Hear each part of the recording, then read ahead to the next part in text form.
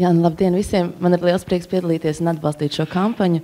Visai grupai Astronaut ir liels prieks piedalīties šajā kampaņā. Un gribu teikt, man ir prieks pārstāvēt divas lomas, jo no vienas puses esmu arī jaunā māmiņa un par to esmu nesen aizdomājusies, kā cigarešu dūmi ietekmē manu bērnu. Un jāsaka, liela daļa laika, kuras varbūt mēs pārmetam jauniem vecākiem, mēs viņiem tikai radam vainas apziņu, bet īstenībā viņi nav nekad aizdomājušies par to, ka tas nodara kaitējumu. Un es domāju, ļoti labs virziens, ko šī kampaņa aizsāk, ir pirmām kārtām izglītot un izstāstīt, ko tad īsti šie dūmi dara un kā tieši viņi saglabājas un kur un cik ilgu laiku.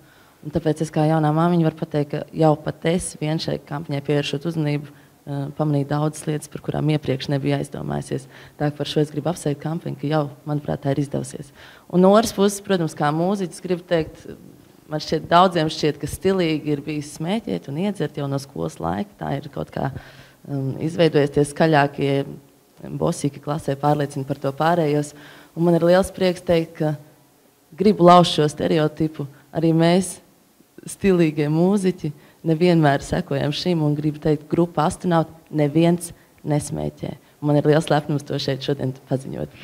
Un gribu teikt, ka ceru izdosies uzrunāt arī jauniešus klātienē, un šīs lomas ir mainījušās no skolas gadiem. Ja skolas laikā tiešām varbūt bija stilīgi pamuktais skolas un uzpīpēt, tad tagad arvien vairāk stilīgi ir tieši rūpēties par savu ķermeni, rūpēties par savu veselību un novērot ķermeni ilgtermiņā, un kā tas, kādas izvēles mēs veicam šodien, ietekmēs mūsu nākotnē. Uz to es gribu mudināt savukārt vērst uzmanību jauniešus tieši, un ceru mums kopā ar pārējiem mūziķiem grupā tas izdosies.